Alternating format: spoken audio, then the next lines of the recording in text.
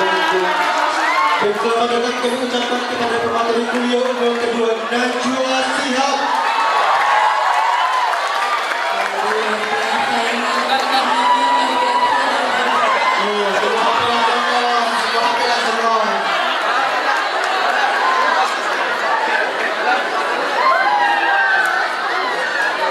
Untuk tetap tenang mengikuti kuliah umum pada sore hari ini. Perkenalkan saya Anita, temannya Mbak Najwa. Sudah datang dan menemui kami. Mbak Nana, mau dong teman-teman disambut seperti ini? Masih perlu ya?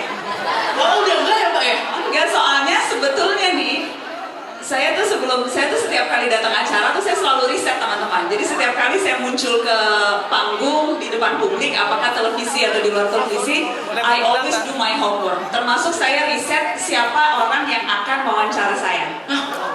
Gimana tuh? Jadi, waktu saya tahu bahwa yang akan wawancara saya Nanda, saya langsung investigasi siapa dia. Dan saya menemukan satu fakta yang luar biasa. Beneran ampun Nana. Masih gimana Mbak? Ternyata 5 tahun yang lalu, pada saat Mata Najwa merayakan ulang tahun ke-5, waktu itu saya dan tim Mata Najwa membuat kompetisi menjadi Najwa. Waktu itu kita buka kompetisi ke seluruh Indonesia, siapa mahasiswa yang mau menjadi Najwa dan yang menang akan dapat kesempatan datang ke studio untuk wawancara Presiden Jokowi. Waktu itu ada ratusan video yang masuk, termasuk salah satunya ternyata yang pernah ikut kompetisi menjadi Najwa, jeng jeng jeng. Oke, sound effect dong. Apakah sudah siap Tio? Inilah investigasi tim Mata Najwa. Kami menemukan bukti bahwa informasi, sehingga informasi itu bisa kita pakai untuk membantu kehidupan kita. Kemampuan untuk membuat nalar, kemampuan logika, kemampuan mencerna. Jadi bukan hanya sekedar membaca, tapi memahami dan menggunakan alat sehingga hidup kita jadi lebih bermakna. Karenanya ada literasi finansial, berarti kemampuan kita untuk tahu bagaimana cara menggunakan uang dengan sehat sehingga bisa bermanfaat. Ada kemampuan literasi sains dan ada literasi digital. Dan kalau kita spesifik bicara literasi digital, itu bukan hanya sekedar kemampuan kita untuk menggunakan alat teknologi, tapi lebih dari itu, bagaimana alat teknologi ini bisa membantu hidup kita. Bagaimana kita bisa memberdayakan dan bukan diperdayakan. Rasa-rasanya sekarang justru malah telepon pintar kita yang mengendalikan kita, ya nggak sih, ngaku.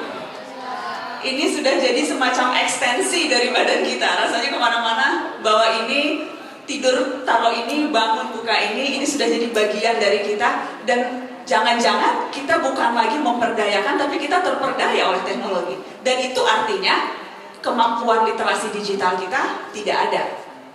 Jadi kalau kita bicara literasi digital, yang pertama adalah kemampuan untuk bisa sadar terhadap data.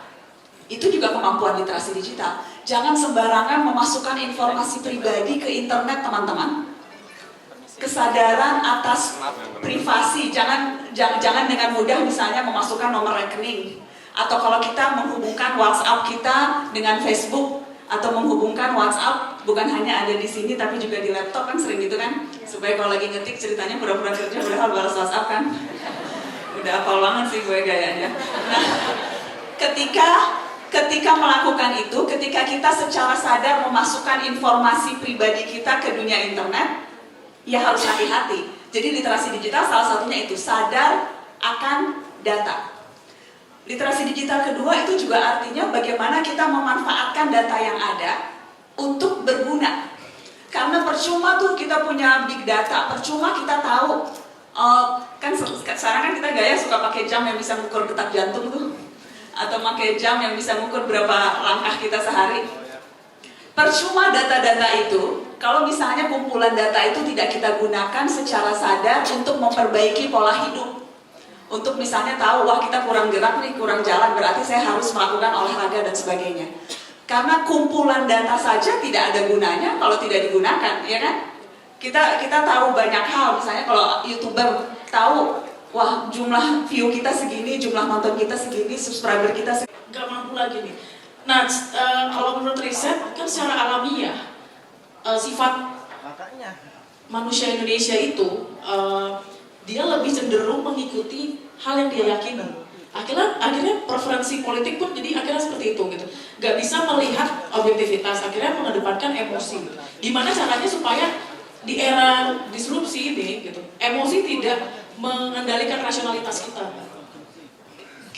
Itu tantangannya luar biasa berat, karena tadi kan menarik banget tuh Mbak Anita cerita. Salah satu poin yang menarik yang mau saya ulang lagi adalah echo chamber, dan itu juga salah satunya disebabkan oleh algoritma. Kalau teman-teman perhatikan, kalau kita nge-like satu status Facebook atau kita nge-like satu postingan tertentu, ketika itu kemudian algoritma Facebook akan menyorongkan atau mendorongkan informasi-informasi sejenis. Kalau kita nge-like gambar Instagram tertentu gitu ya, misalnya nge-like status foto tertentu, foto pemandangan atau foto travel, pasti nanti di feed kita tuh yang banyak yang muncul foto-foto travel. Karena algoritmanya membuat kita hanya disuguhi sesuatu yang memang sudah kita suka.